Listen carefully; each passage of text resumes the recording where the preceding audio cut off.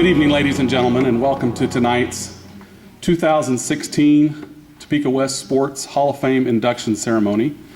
My name is Richard Mariani. I'm the athletic director here at Topeka West High School. It is my privilege and honor to welcome all these people back home. It truly is the best part of my job. On behalf of Dustin Dick, our principal, Colin Cathy, our associate principal, we welcome you all back. And without further ado, I'll introduce a man who needs no introduction, Mr. Joe Schrog.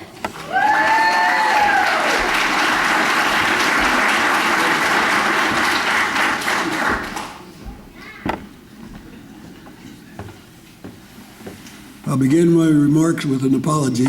My voice is not what it ought to be, but that's the way it goes. I'll do my best. Before we start, I'd like to express a special thanks to Dustin Dick and Colin Cathy for providing administrative support to tonight's festivities. Also to Mike Boyer for providing us with a program.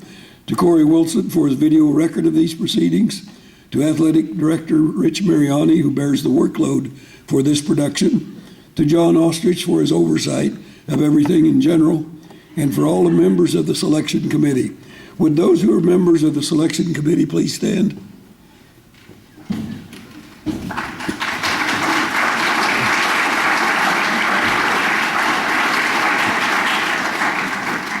Thank you. Would those of you who have already been inducted into the Hall of Fame please stand?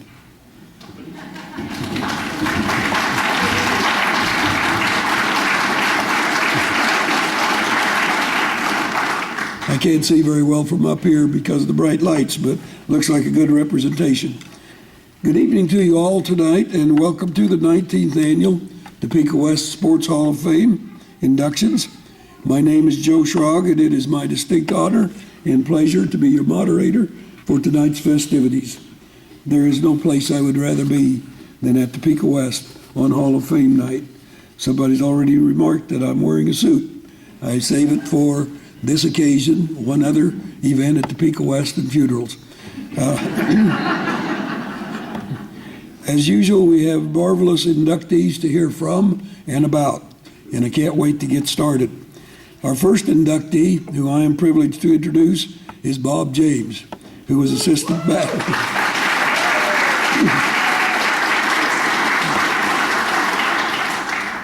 well-deserved applause.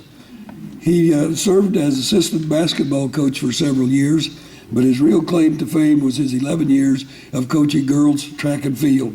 The highlight of that career was a state runner-up placement of his 1990 team, which will be recognized later tonight, and I'm sure he'll have some stories about that.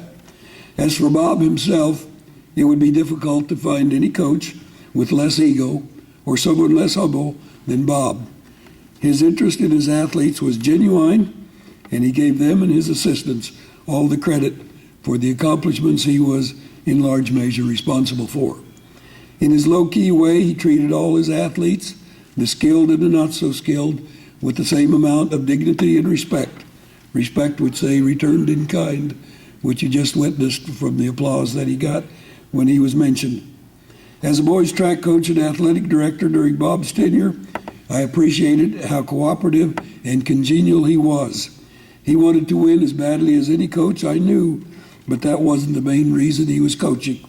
It was about working with young people and helping them to achieve goals. His motto seemed to be, "Don't sweat the trivial," and his humorous approach to problems and difficulties brightened many a bleak day. Bob loves to laugh, even if the joke is on himself. A quote from him in the program says he, quote, "taught for 37 years without severe injury." I would take issue with him there. That hamstring injury during the annual end-of-season Schrog James pole vault competition seemed pretty serious to me.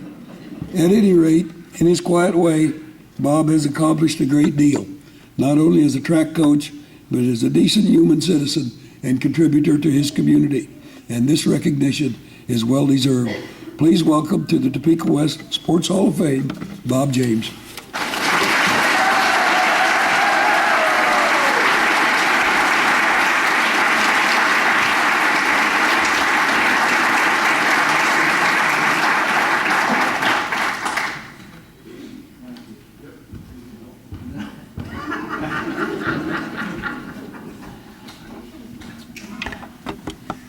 You notice how gingerly Shog and I made it up and down those steps?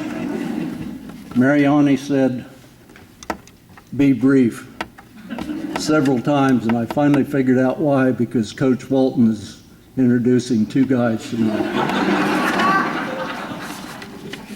You know, you always have a lot of thank yous, and I know I'm going to forget some of you, but if I do, you're still in my heart. So, and thanks, Joe, for that introduction. You read it just about the way I wrote it. I have to thank my wife, Sherry, and our kids, Kim, Jen, Heather, and Scott, for their support.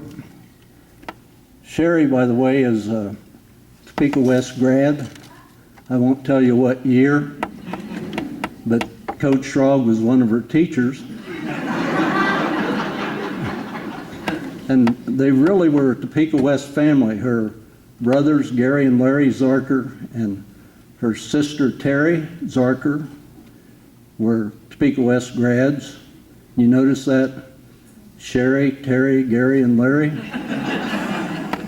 And also, two of our kids, Heather and Jen Reynolds, were Topeka West grads. So we've spent a lot of time here. I'd also like to thank the parents, especially the ones of the track team, but also the ones who support all of the kids in the activities here. It's real important to have those kids doing something at school. I'd like to thank the staff, the teachers, and the administrative staff who actually took tickets, timed at the meets. That's always very important.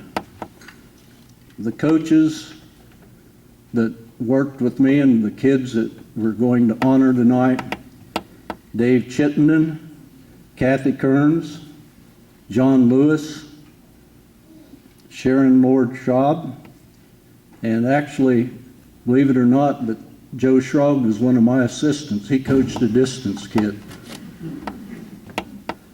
And I guess I just made sure they were on the bus and had that white bread bologna cheese sandwich.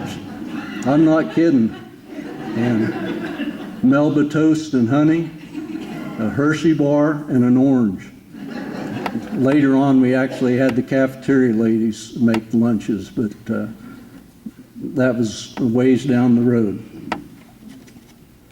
There's two reasons that I'm grateful for being here tonight. One is the kids who deserve this recognition. It's been 26 years, and largely my fault that they didn't get in sooner. And the other reason I'm grateful is our insurance agent actually went to school with some of our kids that I taught at East Topeka Junior High back in the late 60s and early 70s. And I told him, if you're seeing those kids, tell them I said hello. So he told me he saw some kids, they're 60 years old. I said, say hello to some of them for me. And he said he saw a couple of them, and he said, hey, you remember Coach James? And one of them said, yeah, I do. He is a pretty good guy. He's dead now. So, anyhow, I really appreciate this honor, and I know I left people out, but I'm being brief, and Coach Walton's going to be up here pretty soon. The other thing, Mariani told me, I think you're the oldest guy to ever take the stage. Thank you very much.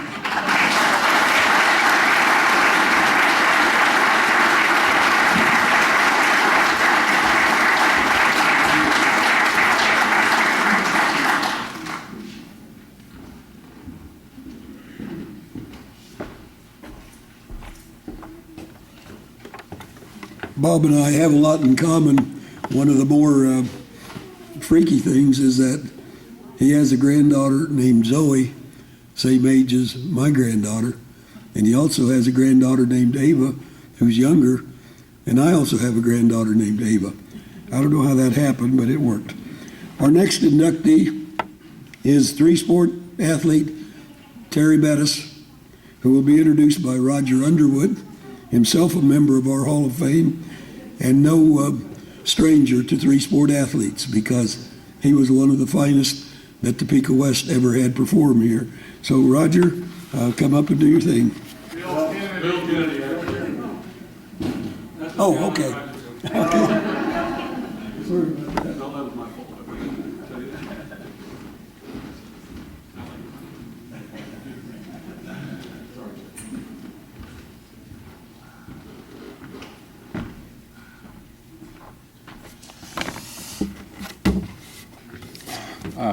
Terry Bettis started his athletic career when he was 9 years old.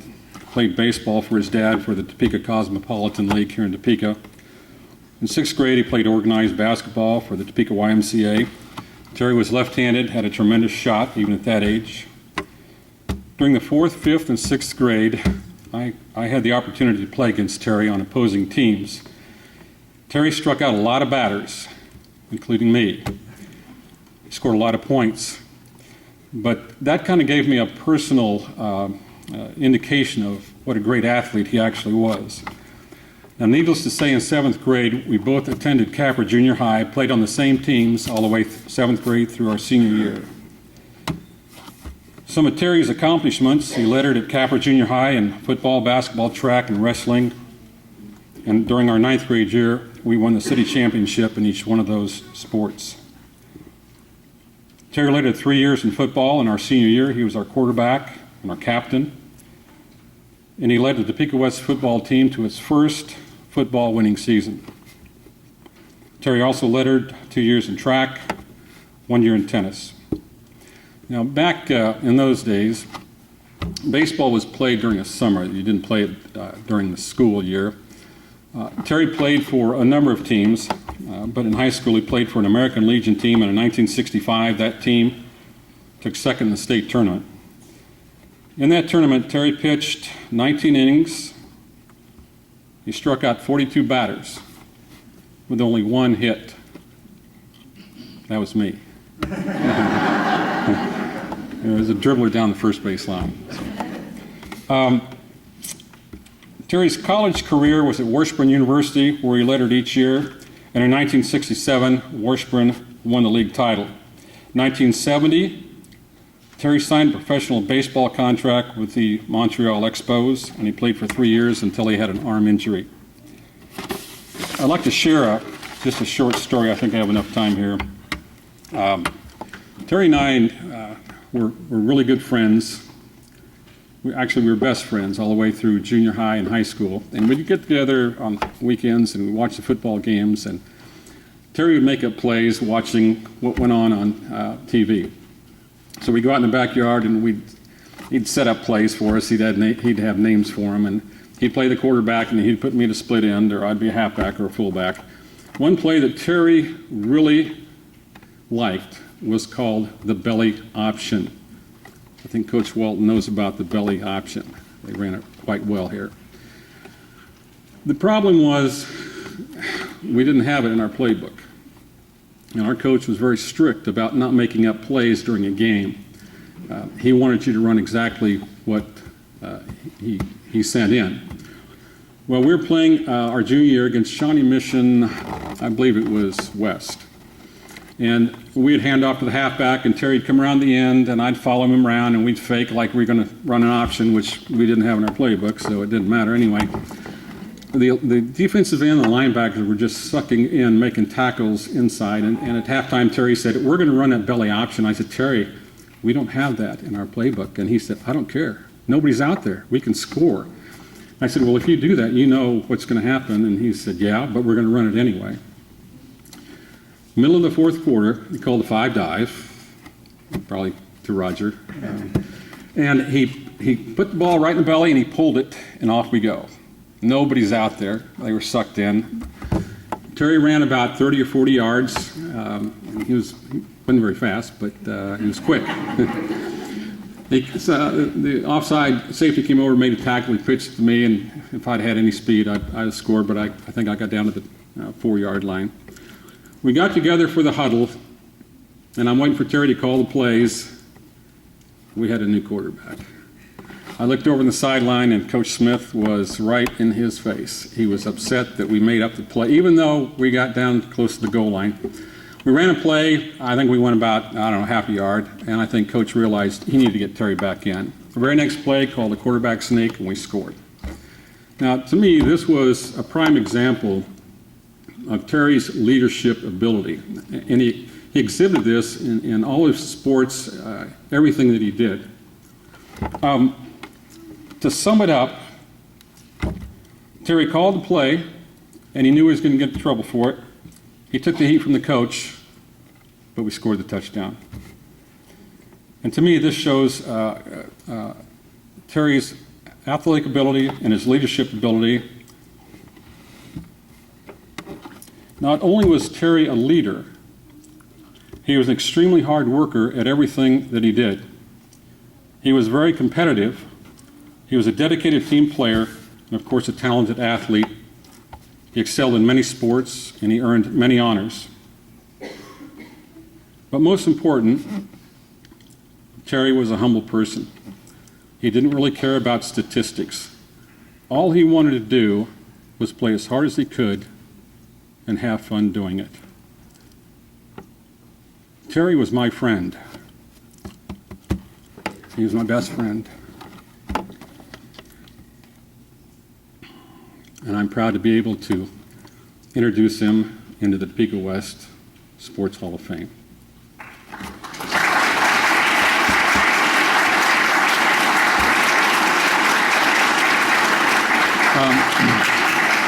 Accepting for Terry will be his two brothers, Dwayne and Kim Bettis.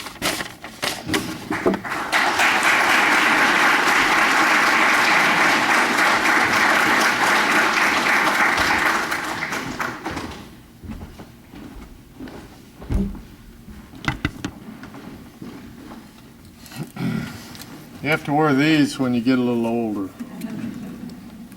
Well, I don't know what much else to say. Bill pretty much said it. But Terry loves sports. He would appreciate this very much.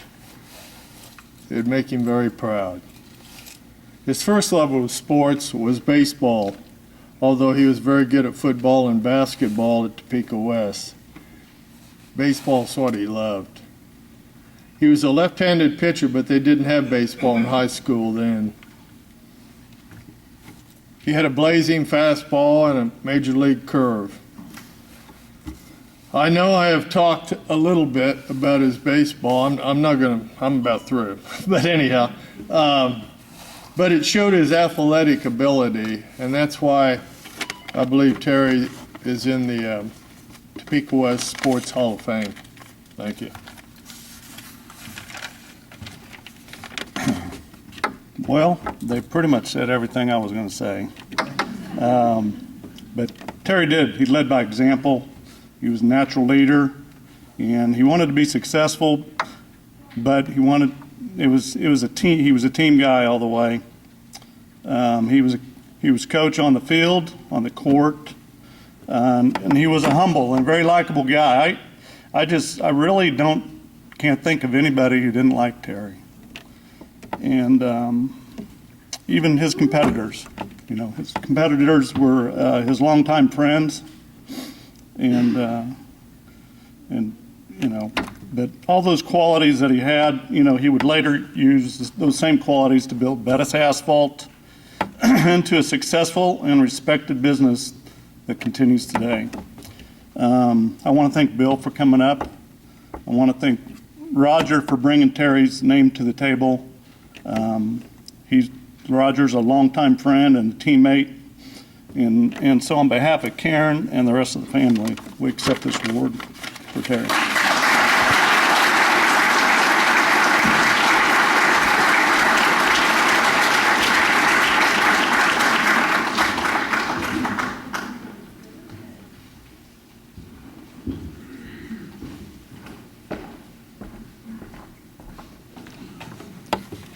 Nothing against baseball, but as a track coach, I was glad we didn't have it. Terry was the best left-handed pole vaulter Topeka West ever had. Maybe the only one, but he was a good one. Let me be clear on this, Bill. You got a hit or you were hit?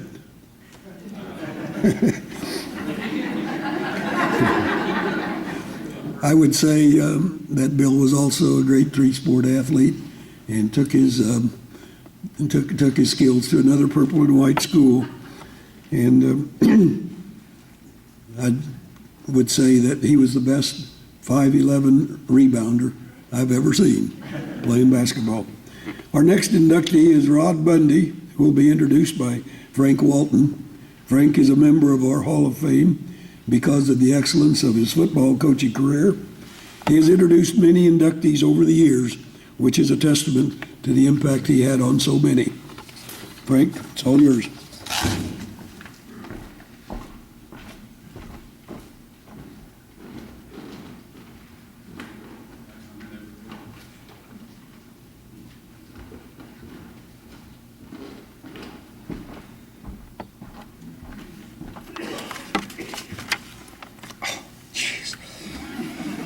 Okay, I'm done.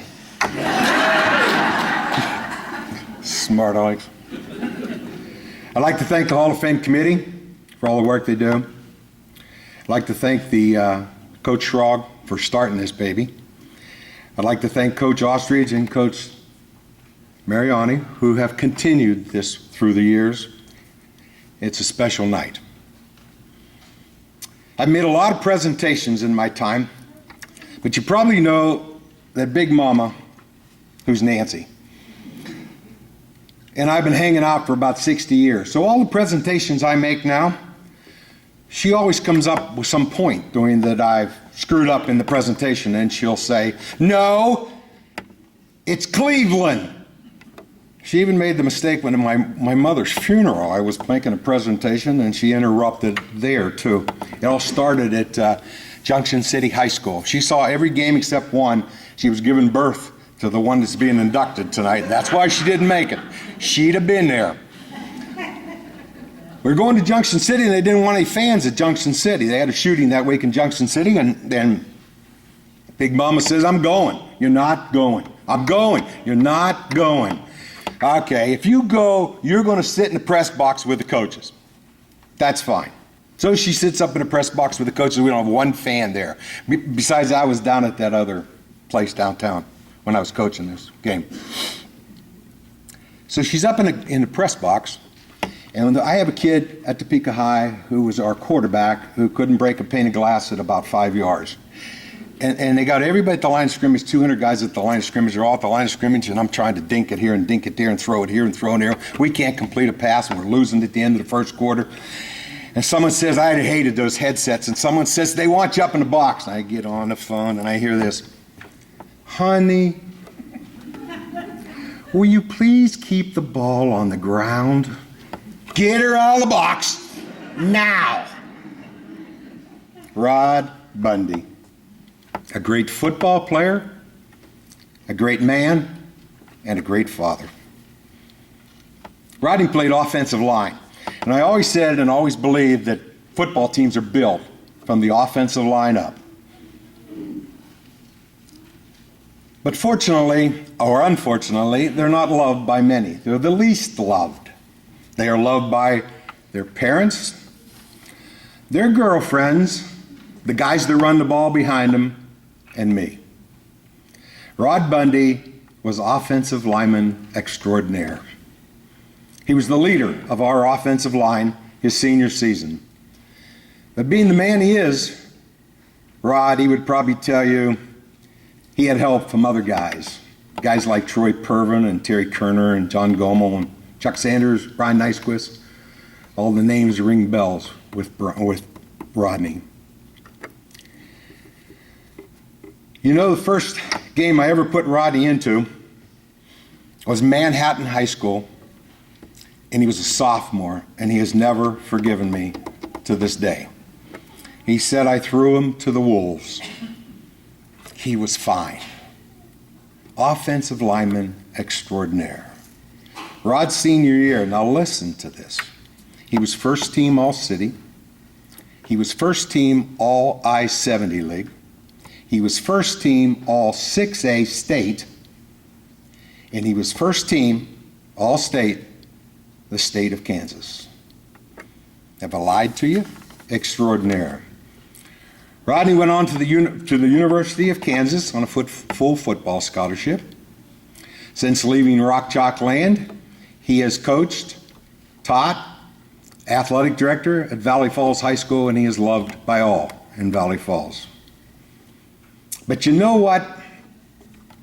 I've coached these goofy teenagers for over 40 years, and what gives me the greatest satisfaction is seeing them grow into great men. With all of Rod's accomplishments in athletics, his greatest was marrying a Charger, Ruby Powell. Ruby and Rod have 4 children: Ridge, Rebecca, Riley, and Reed. 3 grandchildren. I'm going to tell you something. The youngest one, who was born on Monday, is here tonight to help honor Rod. Love this night. Can't take it away, our memories, I guarantee you.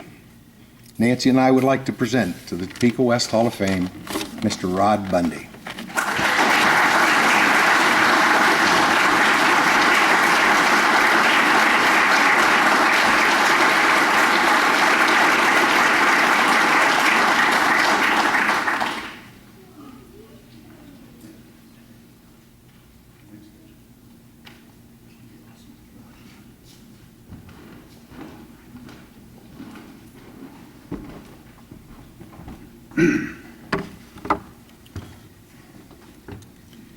That is a bright light.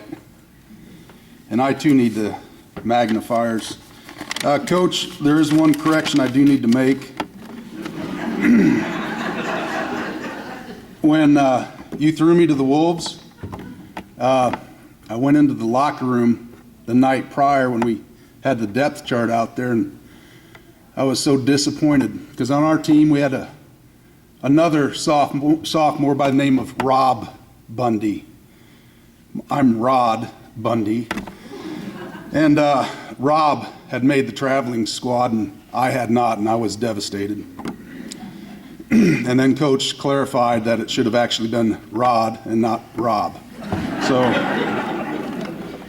I appreciate your kind words, Coach Walton. I should put these down so I can see what I'm reading here. I've coached football at Valley Falls for the past 27 years. Throughout that time, I've tried to emulate a lot of Coach Walton's experiences and whatnot that I had as a player under Coach Walton.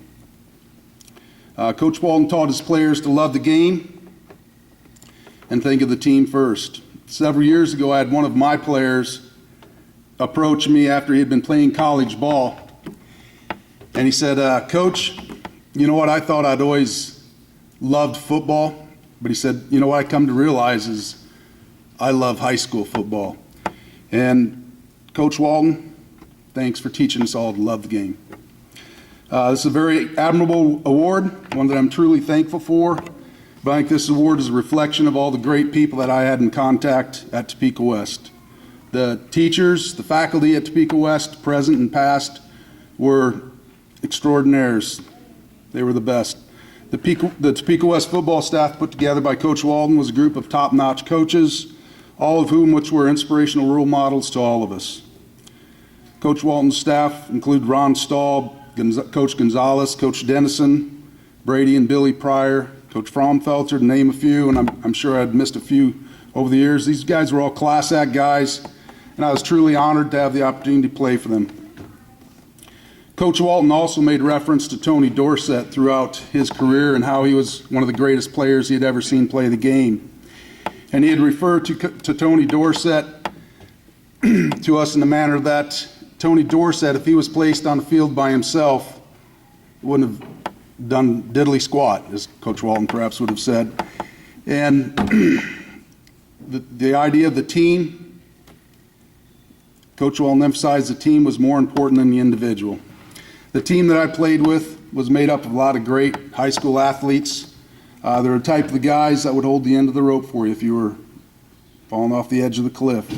As Coach had mentioned, Terry Kerner, Troy Pervin, John Gomel, Chuck Sanders, Brian Nyquist, a lot of the linemen. Mike Holt's here tonight. He was the back.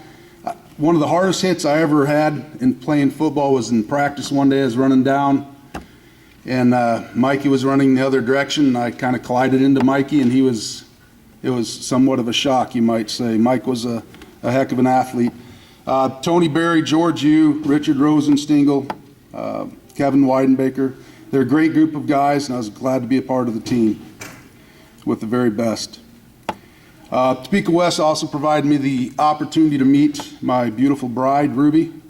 Every day I thank the Lord for the gifts that He has granted us, the 4 precious children that we have, Ridge, Rebecca, Riley, and Reed, their wives, our grandchildren, and I'm grateful for you as my wife. The last 2 people I'd like to thank are my mother and father, both of who are truly awesome parents.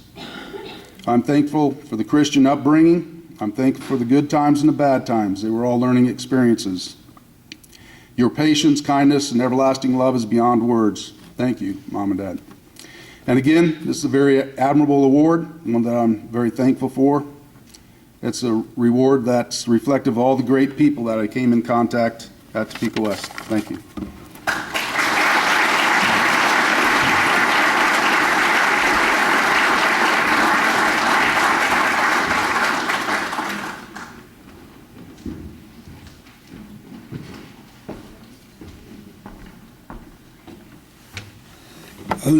I was thinking, Rod, while you were up here, if you put pads on, headgear, nobody would know that you're 45 or thereabouts.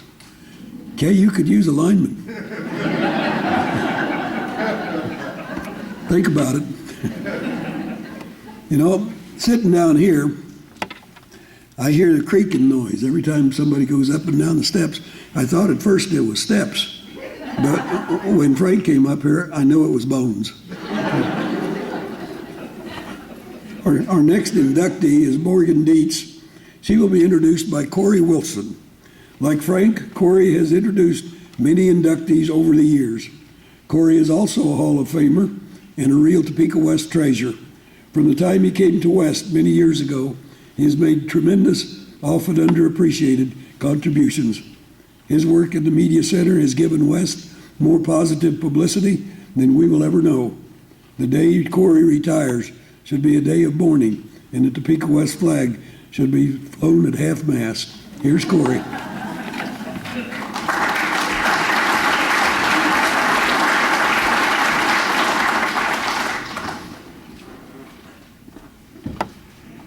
Well, thanks, Joe, for that, and thanks to everyone. It's, I was just going to start off this. Morgan isn't here tonight.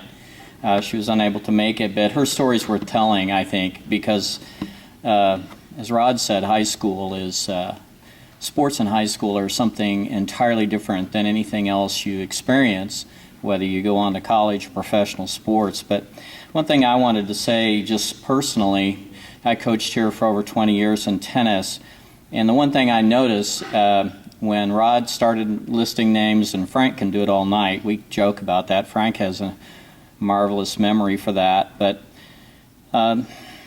you get tunnel visioned when you're a coach. You're tunnel visioned into the heart and soul of your team, and you know about your team, but sometimes you just miss out on teams that are right with you. And I know during the 70s and 80s and 90s I was guilty of that. I missed out on a lot in appreciation, but I know those names that you mentioned. I had some of those kids in class, and I know how much those sports meant to them. It certainly was a driving force for them, and I've grown to appreciate that a lot more being in the media part of it. My time here to talk about Morgan. Morgan came to us as a 9th grader, and she played about 16 or 17, and that's an example. I remember that stuff, and I know coaches remember where certain players played, and Morgan's one of those kids. In our time, at that particular time, our tennis program was really, really solid in Class 6A, And the rule of thumb for me as a coach was that if you weren't really in the top 10 or 8, you were never going to make our varsity, at least as a ninth grader. It just wasn't going to happen. And Morgan she played down the ways a bit as a ninth grader. And sometime after the season, the tennis bug really bit her. And she decided to devote tons of time to her sport in the off season. She drilled every morning and every evening, and she dated the #1 boys singles player for us that spring. I don't know if that had anything to do with her continuing to get better, Jeff Benson. She dated Jeff and was our tennis manager, and she just was tennis. When she came back to us as a sophomore, she had improved, and I don't normally tell stories from freshman to senior, but that's Morgan's story. As a sophomore, she came back and she played in the top 8 or so, and finally by mid-season had moved into our top 6, which put her at #2 singles, as it says in your program. She won the city and she won the league and in #2 singles. And when she went to the regionals to qualify for state, she qualified for state. But she not only qualified for state, but she won the regional and #1 by beating our #1 singles player in the finals. And so she really had made giant strides. When she came back as a junior, our doubles team from the year before had won the state, and they decided they didn't want to play together again because they wanted to do something different. Plus, it gave us a chance to get more team points. And so we tried Morgan out with Tana Rieger. And Tana was a tremendous player, but Morgan was a great stabilizing influence on Tana. And they did win the state title. And because of that, we won the state title as a team that year. Morgan was really, really important in that state title match. She played extremely well.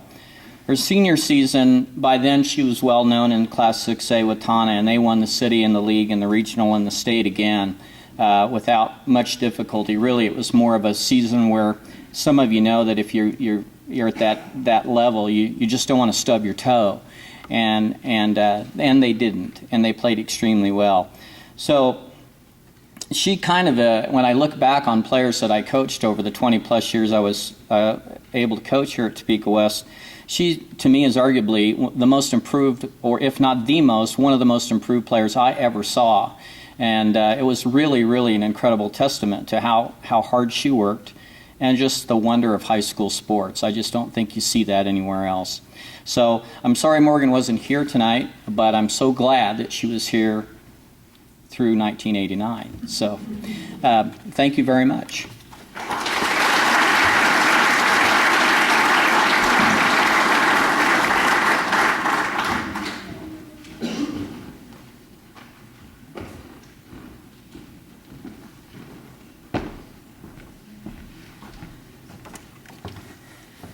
It's always uplifting to hear stories about people who come from little talent or little recognized talent to championship caliber. Morgan wasn't the only one that did that. Corey had other athletes who improved tremendously, and I'm sure he had a lot to do with that. Our next inductee is Susan Schwinn. She will be introduced by Becky Swati. It was my good fortune to have Becky as an assistant to both girls and boys throwers, particularly in the discus. It is noteworthy that she coached both boys and girls state champions, one of whom will be inducted tonight and another who is already in the Hall of Fame. She was a dedicated coach, and it was not unusual for her to be the last coach in from a workout. Her contributions to Topeka West in other areas, as well as coaching, have been enormous. Here's Becky to introduce one of her state champions.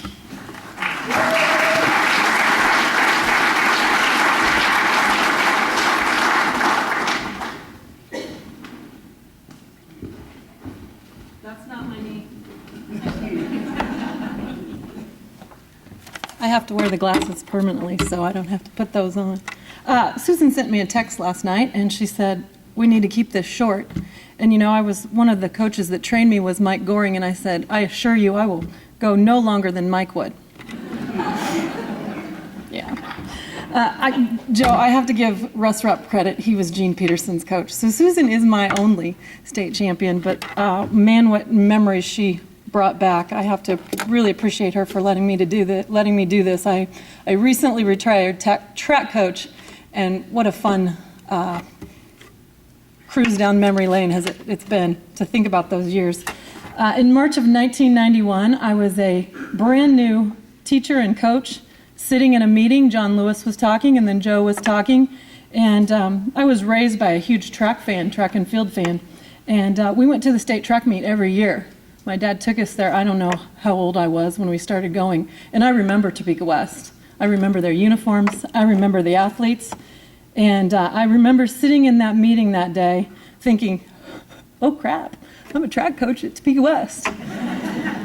Ooh, I don't know if I can do this or not. But little did I know I was going to start coaching one of Topeka West's all-time greats, Susan Schwinn. She really is probably one of the most dominant throwers we've had at Topeka West. It's thrilling to be able to introduce her. She's well-deserving, and she's a great representative of Topeka West.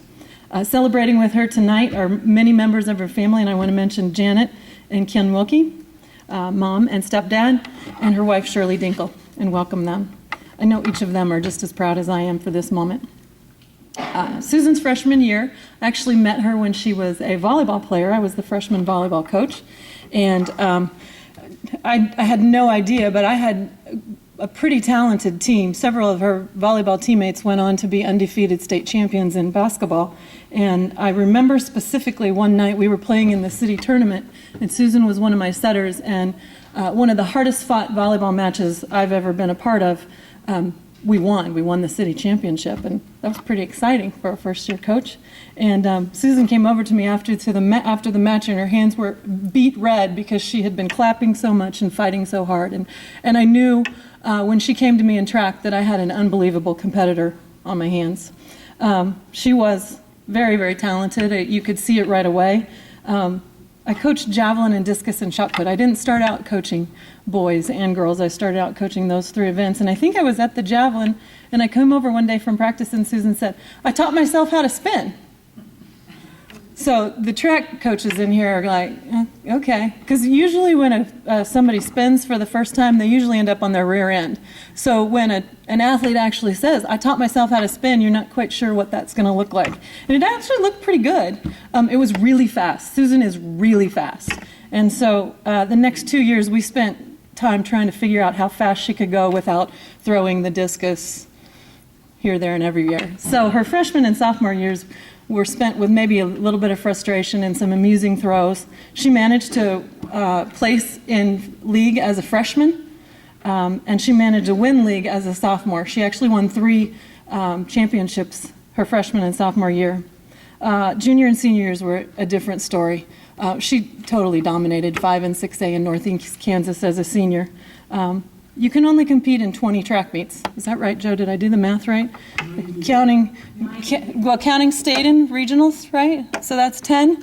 So of those track meets, she won 16 of them her junior and senior year, and managed 3 javelin first place. I didn't even mention the javelin, but she managed to win 3 javelin first place.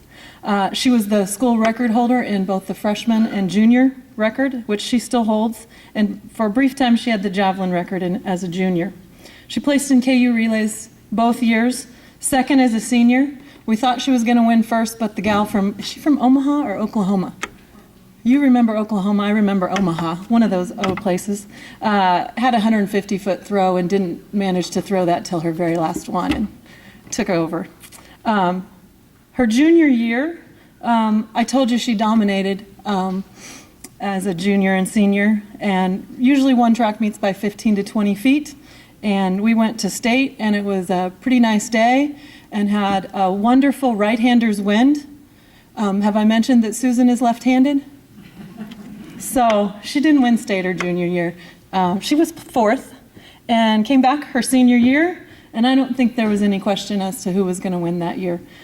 She threw her personal best, which really is kind of a difficult thing to do as you're closing out your career. She threw her personal best and brought home that state champion she worked so hard for.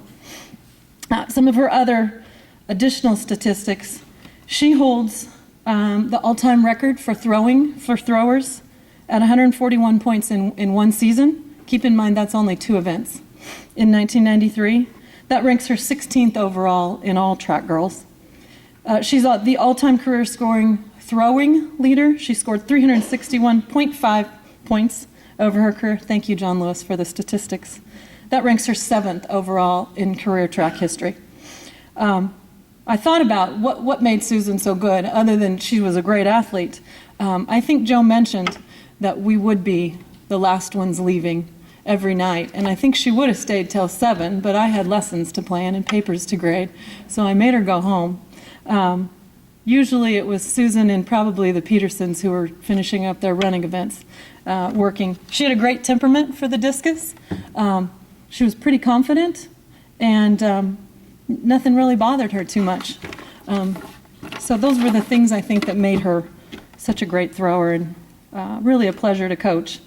The best part about coaching is seeing what your athletes, and the best part about teaching is seeing what your students become after high school. And so I had Susan write some things up, and this is the part that might make me a little bit emotional. She went to Southwest Baptist and then Baker University before she became a firefighter.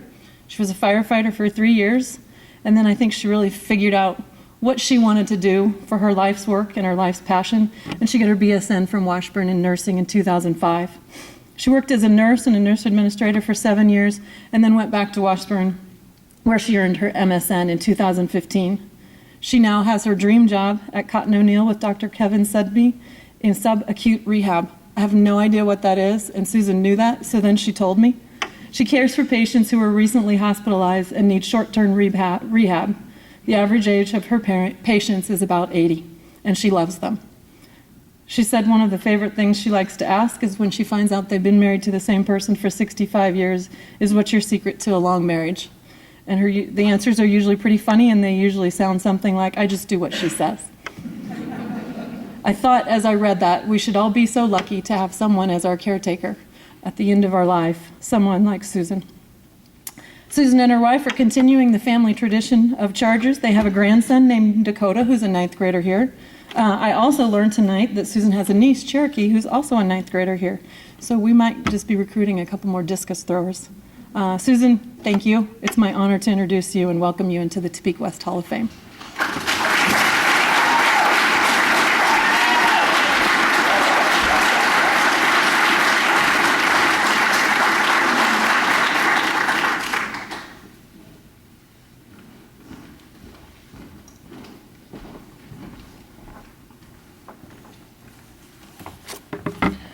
Well, that person you're talking about sounds really great.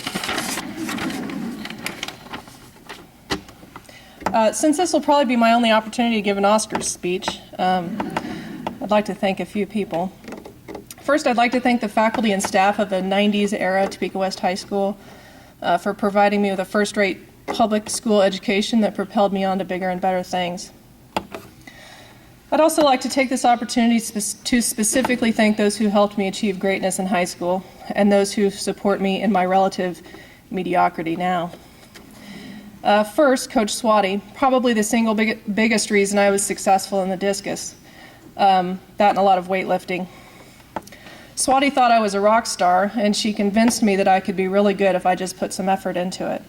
It was good advice, actually, for life. She was also a fine math teacher, and I can tell you I actually did use that stuff in real life, like for calculating drip rates and drug concentrations, which is pretty important. She was also just available at a time in my life when I was really needing guidance. So thank you, Coach Swati. You should be getting an award today as well. Also, I'd just like to give a shout out to Lisa Peterson, who I don't know at all, but she holds the school women's discus record. And I chased it for 4 years and never got it. So I just want to say, nice work. Next, to my mother, who loved being a sports mom and took me to all my practices and games and encouraged me to be the best athlete I could. To my father, who taught me to be a true Schwinn full of humor and charm. To my stepfather, who would hoot and holler and make a big deal every time I came home from a track meet and I announced I won. To my 3 big brothers, who are the reason I was such a tomboy, and for the upper body strength I got from being swung around by my ponytails. To my friends Jeff and Michelle, who have always been in my corner. To my dear friend Kathy, who just gets me. Everyone deserves a friend like that. To my doubles tennis buddies, Judy, Katie, and Scott, for getting me involved in a sport I absolutely should have played earlier in my childhood. They would say discus is for high school, but tennis is for life. To my boss and friend, Dr. Kevin Sunby, for being my long-suffering mentor and for giving me a job working with the population that I adore. And finally, to my wife, the one and only Dr. Shirley Dinkle, who took a big risk on me, but it looks like it paid off because now I'm famous.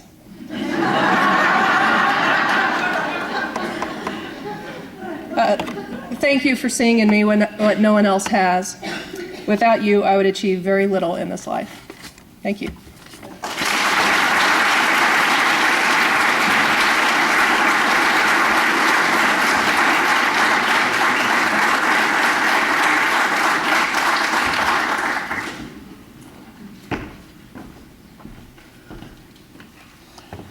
So you work with people an average age of about 80. I'll see you in a couple of years. See me afterwards and we'll set up an appointment. Maybe you can teach me how to spin. Our next inductee is Chris Walton. He will be introduced by his dad and coach, Frank Walton, who's been up here before. Introducing your son for such an honor must be very satisfying. Frank, you're on.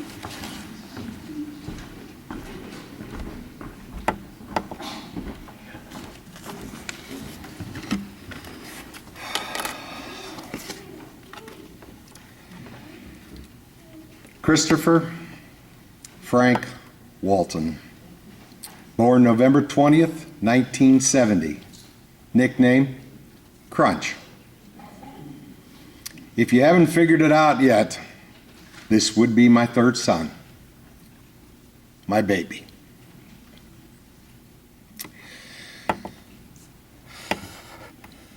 Nancy and I named our three kids after kids that played football for us. The name Chris came from a kid by the name of Chris Devlin, who played for Penn State University, a linebacker, an All-American linebacker at Penn State University. Went on to the Cincinnati Bengals and played 4 years with them. His nickname was Crunch. Let me take you back a few years, well, like 28 of them, to 1988. Let me tell you about a bunch of tomato-head kids who loved to play football and loved Topeka West High School. Because of the situation, I'll be concentrating on their leader, Crunch. Topeka West was coming off a great football season in 1987. We had one of the finest quarterbacks that the city of Topeka had ever seen in Mark Johnson, All-State, Topeka West High School. We had a bunch of great kids, a bunch of great players returning, and no quarterback. Thus, Nancy and I had a conversation. It was mostly her talking. She said if Brady Pryor, who was our quarterback coach and played for me way back, leaves, which he was talking about doing, Chris cannot be your quarterback. Under her breath, she whispered, "You'll kill him." She said, "I cannot be the head coach's wife and the mother of the quarterback." Thank God Brady stayed, and he was the buffer between Chris and I, along with Coach Stahl. The second game of the year, we played Seaman High School. They were the toughest team in the city that year. They were beating us 20-14, and they had a really good football team. We had 3 minutes left on the clock. We're 70 yards away from a touchdown, and Chris marches us right down the field. Last play, fourth down, about 30 seconds left on the clock. He hits Lab Hubka just outside the end zone, and to this day, I'm telling you, he was in the end zone. He was not. We lost the ball game. Well, you know how your kids fight all the time? You know how they fight, argue, and they're never going to love each other. I guarantee you they're never going to love each other. Well, let me tell you something. We heard some things tonight I want to reinforce here. This is a postcard. For you young cats, it's not a text. It is not email, it's a postcard. My middle son, Rob, was at Northwestern University playing in the Big Ten for Northwestern University.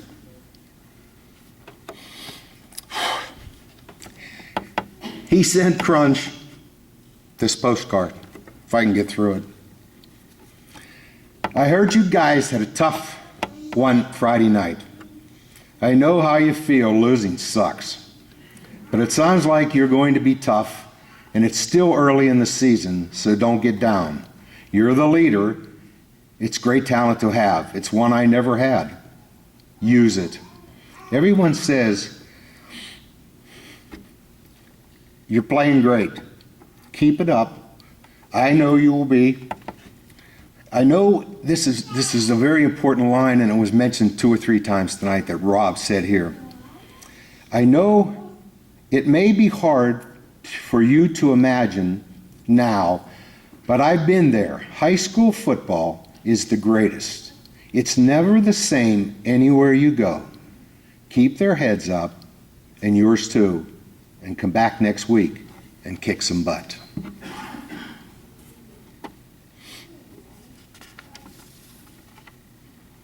Rob needs to read this to his son, who's now playing outside linebacker for Shawnee Mission East High School, the best football team in the state of Kansas. In the 5th game of the year, Washburn Rural, we're playing Washburn Rural, and they weren't very good. We kicked them pretty good, but Crunch is running right in front of our bench. Crunch is running an option, coming down the line our way, and he gets hit, boom, and he's down, and, big pile up. And the referee on that side was a Topeka West graduate. His name was Randy Greg Tarb. He's still refereeing football games, and he's standing on the sideline, and Chris jumps up, takes the ball, bam, throws it at the Washburn Rural kid. Ah, bam, hits him in the head, bounces off. Whoosh, he throws the flag up in the air. Randy's got the flag dangling up in the air. I'm hollering at Chris, Christopher, you dummy, you got it's a penalty. Randy Gregg looks at me, takes his hat off because he didn't have any more hankies, throws the hat at me. We got 15 yards for Chris. 15 yards for me. We were right outside of Moore Bowl. It's still Moore Bowl to me anyway. We were 15, 30. We were almost to the end zone.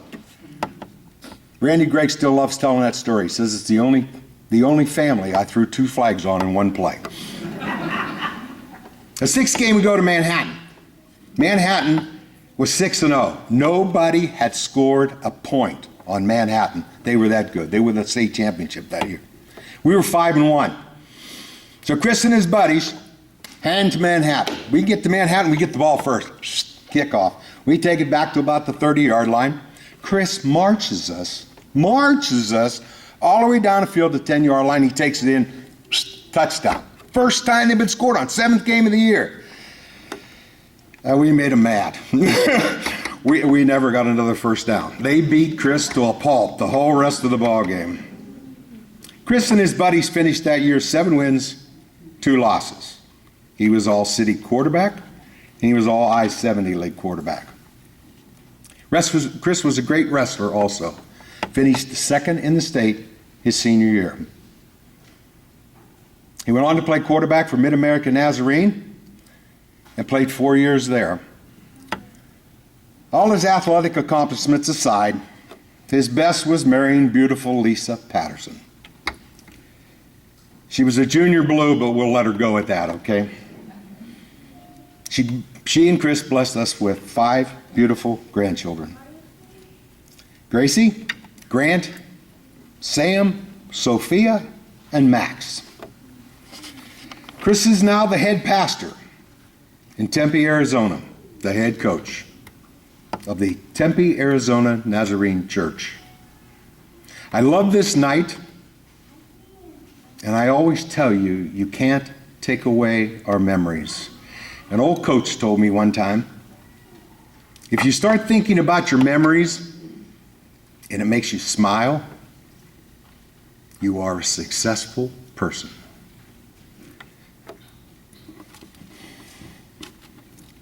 Nancy and I would like to present our son, Chris, Topeka West Hall of Fame. Thank you.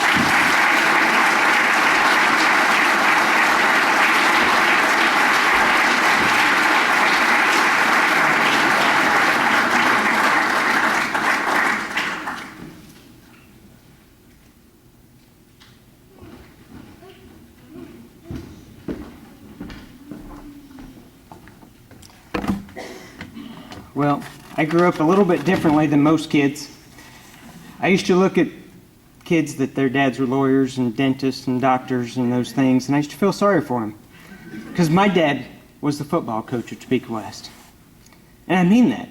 I really did. I loved Topeka West football. I tried to figure it out, but from the time I was 7, I actually got to start being on the sidelines. I was a water boy. And so I was the one that put the jersey on. My dad would bring the quarterback's jersey home Thursday night, and I'd get to put it on and wear it to school the next day. I loved doing that. And then I'd be the one at the game, and I was in the locker rooms and on the sidelines, and I loved Topeka West football. It was my favorite time, and I'm pretty sure I was on the sidelines in at least a jersey as a water boy and then as a player over 100 times.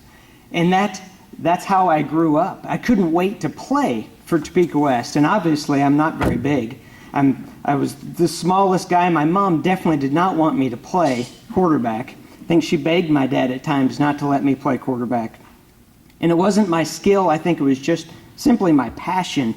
But I remember when I finally got to play football at Topeka West. One of my favorite plays was it was actually 4th down and 14. Not a good play called by my dad at all. But it was 4th down and 14. And we go for it. It's homecoming. And the game's tied 7-7. We're late in the 3rd quarter against Salina South. They happen to be ranked number 1 in the state that week anyway. I drop back. I throw it deep over the middle to a guy named Geff Eads, who happened to be my best friend. We played catch in the street for hours and probably lived that play 100 times. He caught the ball in the end zone. It was a beautiful play. Not only do I relive it in my mind, but I actually have a video of it that I show my kids, and I try to get them to think I was good. They don't care. But the funny thing about that play, that was the 3rd time in a row my dad called that play. On 2nd down and 14, he called that play, and I threw it to the wrong guy along the sidelines that was covered. The same play comes in again. I throw it to the wrong guy that's covered down the sidelines. The play comes in again, followed with, "Don't be stupid. Throw it." I don't know if he said stupid. It might have been worse than that. But it was, "Throw it down the middle of the field. Geff is wide open." I didn't even see Geff. I just threw it down the middle of the field because the linemen are too big. People like Rod Bundy, they're in the way. So I threw it down the middle of the field. There's Geff. He catches it. Beautiful. I didn't see it happen until I saw the video. But that story really is why I'm here tonight. I'm not here because of my skill. I'm here because of my teammates and because of my coaches that I had here at Topeka West. My coaches taught me how to work hard. They demanded results from me. And the most amazing thing about the coaches that I had is they loved me. And there was many times I wasn't very lovable in high school. Yet they loved me, and they wanted me to succeed as much as I wanted to succeed. I had coaches like Coach Dennison and Bruce Wyatt that were my wrestling coaches, and then Brady Pryor, which has been mentioned, Coach Chittenden, Coach Stahl, Coach Ham, Coach Hanley, Coach Shuffleberger, Coach Ostrich, Coach Mariani, and of course, my dad. It was an honor to play for my dad. I mean, it's something I still tell stories about. I preach every Sunday, and they probably know more about Topeka West than you do. My congregation does, because I'm always telling Topeka West stories. But then there was my teammates. And the amazing thing about being the quarterback, you walk into this huddle, and I can still remember, it's been 27 years since I graduated high school, and I can still remember the kids in that huddle. And I remember Bryce Nelson, and I remember Kurt Thomas, and I remember George Wong, and I remember David Falley, and I remember Damon Wisman, Jeff Bruce, Geff Eads, Trent Traylor, Chad Gunther, Ladd Hubka, and then Jason Hoffman. And then there's others like Rodney Middendorf, Stuart Miles, Doug Gardner, Steve Evans, and Chris Townsend. We had 22 seniors on that team. And it was truly a team. We were brothers. And it's amazing to me. I can't remember people I met yesterday, but I can still remember those kids that I played high school football with, because really there is nothing like high school sports. And then there's wrestling.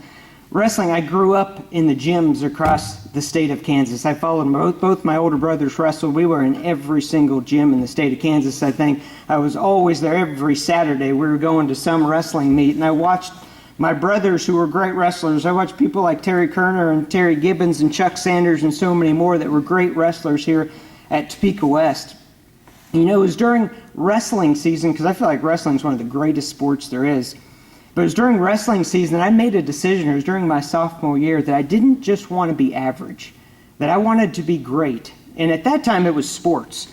But I believe that that was a decision I made, that we could literally choose, that you could be great at something, not just average. And I think that's what all the people that have been inducted to this Hall of Fame, it's not just about, hey, we were good athletes, we were good in high school, but we made decisions to be great. And I believe it's a decision that I was taught here at Topeka West. I remember my junior year, I had mono late in the season. And so I thought I was done for the season. The doctor said, you can't wrestle anymore. After 2 weeks, my parents allowed me to go back in. I couldn't go to school, couldn't go to practice. I missed wrestling meets, but if I didn't go to the regional meet, I couldn't go to state. And so the doctor released me to go back.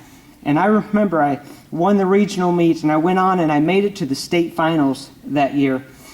And I still have that picture of coming off the mat, knowing I just made it to the state finals, and there Coach Dennison is, and I jump in his arms, and the excitement on his face, the excitement that he has, and then Coach Gonzalez, who coached at Shawnee Heights, he was my coach my freshman year, he's right behind him, and he's hugging me. And the excitement of the coaches, because they wanted me to succeed as bad as I wanted to succeed. They loved me, and they pushed me.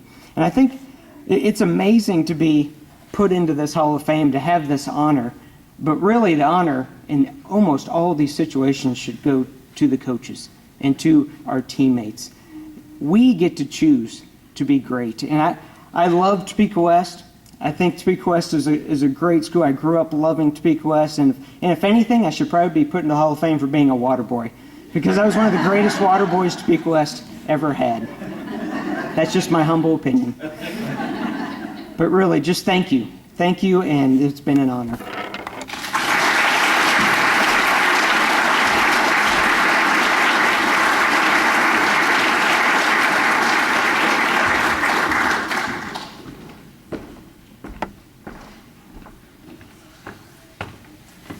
I was never close to Frank on the sidelines, football sidelines, but I was at the wrestling score table.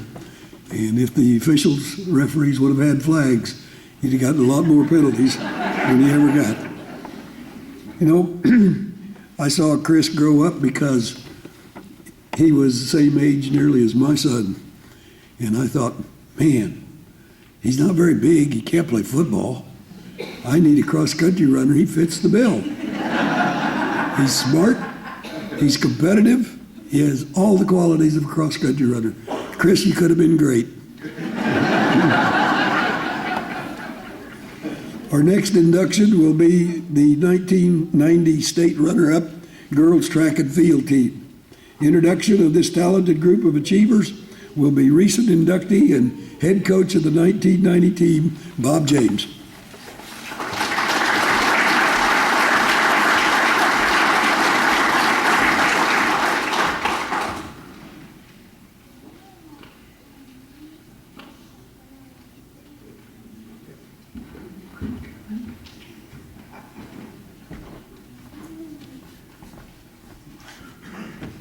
Will all you guys, I always called you guys, didn't I? Will all of you lady chargers please come up on the stage along with all the coaches? No, Mariani really messed me up.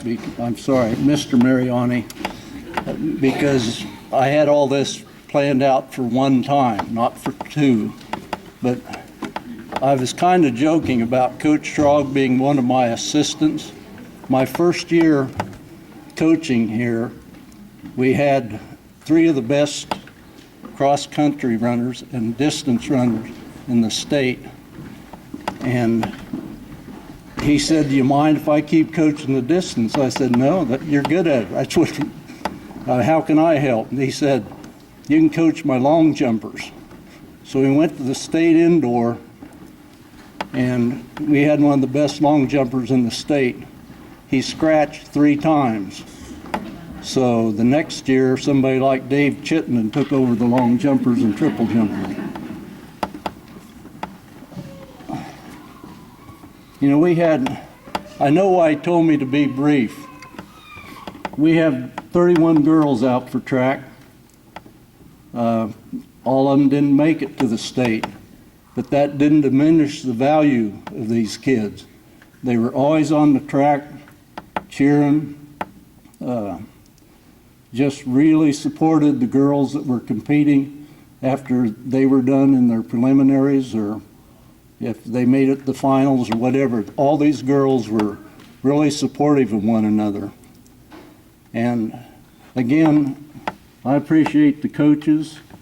Sharon Lord coached the throwers, Kathy Kearns among the high jumpers, John Lewis, the boys and girls hurdles, Dave Chittenden, the boys and girls long jumpers, triple jumpers. And even though Mr. Mariani told me to be brief, I told Lisa she didn't have to be. And all these kids are very accomplished, but I've done a lot of emailing with Lisa. She's now the, see if I get this right, Senior Associate Athletic Director at the University of Oregon. So she knows her stuff. I'll turn it over to Lisa.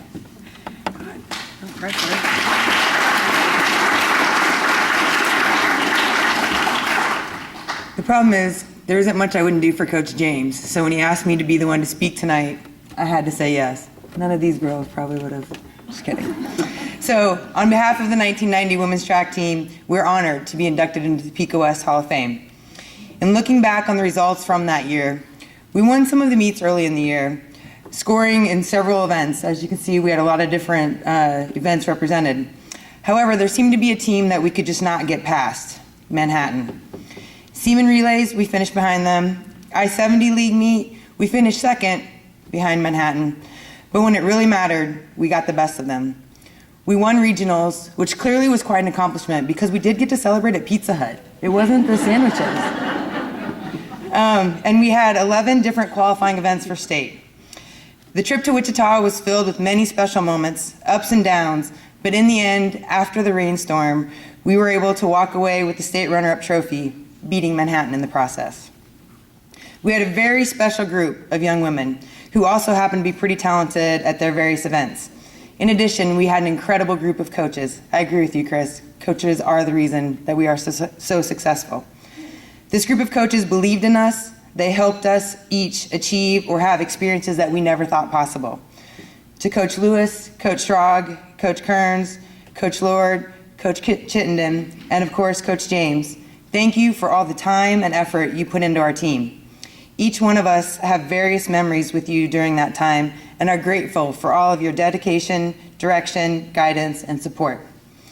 For example, Coach Lewis believing that if Colleen cut her hair, it was so long and thick that she could easily run faster. You should have waited, yeah. We're grateful and thankful for our teammates that pushed us every day. There was no slacking because we were competitive and we wanted to be the best. Whether it was the distance, the sprints, the jumps, or the throws, there was always someone wanting and able to beat you on that day. This entire team, whether they competed at state or not, contributed to that trophy that Coach James was so fond of. I believe his exact quote was, "Trophies were for his dogs to chew on." Without each other individually, we would have never have achieved that level of success. It should also be noted that we had a pretty successful men's team that year too, and they certainly were a big part of what we accomplished. For some of us, that season was one of the best times of our life. We counted on each other through our successes and miserable missteps. There were smiles and tears, but in the end, we were sisters. Being on a team is one of the most challenging and rewarding opportunities a person can have, and I am confident that many of us have continued to achieve because we were part of this very special team. Thank you to our parents and families for all of your support. We probably could have achieved this without you, but we were very appreciative that we didn't have to find out. One thing that really stands out is that this meet was the last for an incredible, inspiring, and caring coach. We are lucky to have been part of Coach James' successful career and his final memories as a track coach. Thank you to the Hall of Fame committee for providing this honor to the 1990 women's track team and for bringing us back to relive some of the glory days. Colleen brought albums in case we forgot about anything. We were a little crazy, we were a little silly, we worked hard, and we had fun. Congratulations to the rest of the inductees, and have a great night.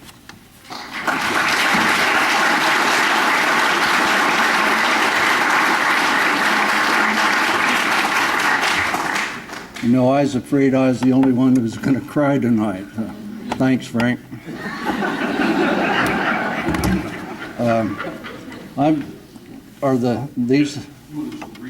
Yeah, I'll read them off. Of course, we have 31, and I think everybody here, or every girl that scored in the state is here, and the other girls were definitely part of this track team. So I'll read off the names and what they participated in. And if they're here, I'll tell you. Okay, that's fine. Charity Artilles was a sprinter. Allison Booth was a sprinter. I had to ask some of the assistant coaches here what some of these kids did. Debbie Brees was a sprinter. A lot of them were freshmen and sophomore. So they graduated in 91, 92, or 93. Some of them didn't even think they were part of the team, but they were. Jamie Carpenter was a distance runner. Megan Corby, she placed 6th in the long jump, 3rd in the triple jump, and was on a state qualifier in the 4x100. Christine Ebert was a state qualifier in the 4x800. Tasha Elder, who just emailed me from Nashville, said she's sorry she couldn't be here. She was a sprinter. Katie Graham was a javelin thrower. Terry Hayes was a state qualifier in the 4x800.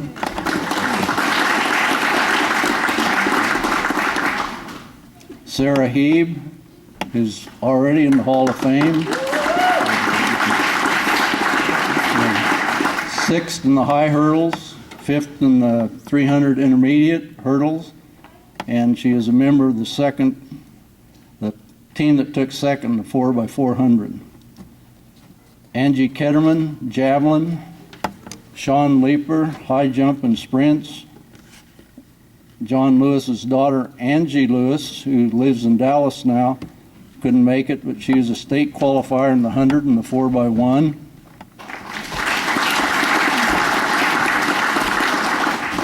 Colleen McKinney, who is also already in the Hall of Fame, qualified in the high jump, state champion in the 300 intermediate hurdles, and was a member of the 4x400 that took 2nd. Michelle Myers was distance. Christy Newell qualified with the 4x800. Heather Nolte,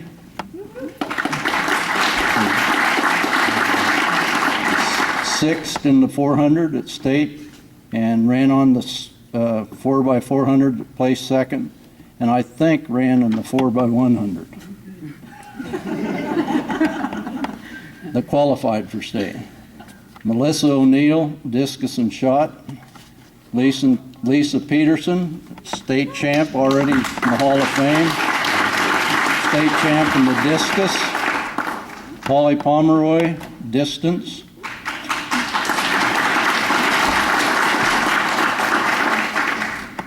Samantha Sharp, sprints and long jump. Jennifer Sommers, discus shot, javelin. Fanny Stein, state qualifier in the 4x800. Tracy Stewart, qualified in the long jump. Cheryl Stowe, sprints. Susan Stahl, a discus and shot.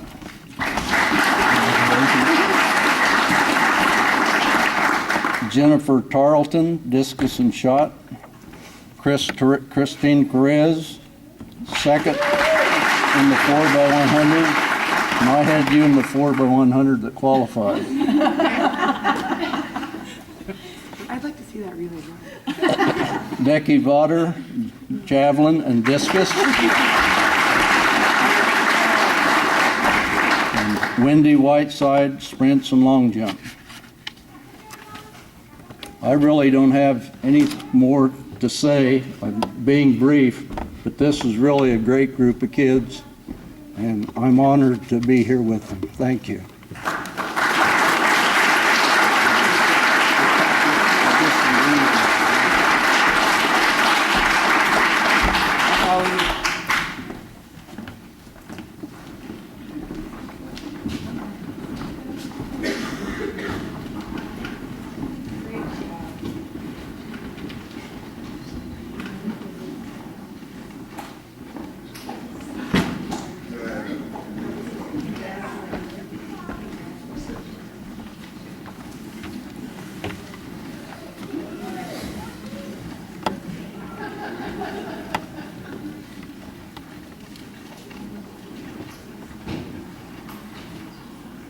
As I looked around the state, I see one thing that Topeka West always had that I very much appreciated, and that's that the boys' teams and the girls' teams and the boys' coaches and the girls' coaches got along so well and were very supportive of one another. That didn't always happen. And this was a great group of girls. I don't know if you realize just how talented they were. Just a quiz. You can ask me afterwards who these are. But did you know that there were All-Americans on this stage? All Big 12 performers. Did you know that two of these people on stage were in the 1996 Olympic trials in Atlanta? Did you know that one person on this stage was an American record holder? Ask me afterwards, I'll tell you who they are. I want you to think about it. There are several common denominators among tonight's inductees, as well as those who have preceded them.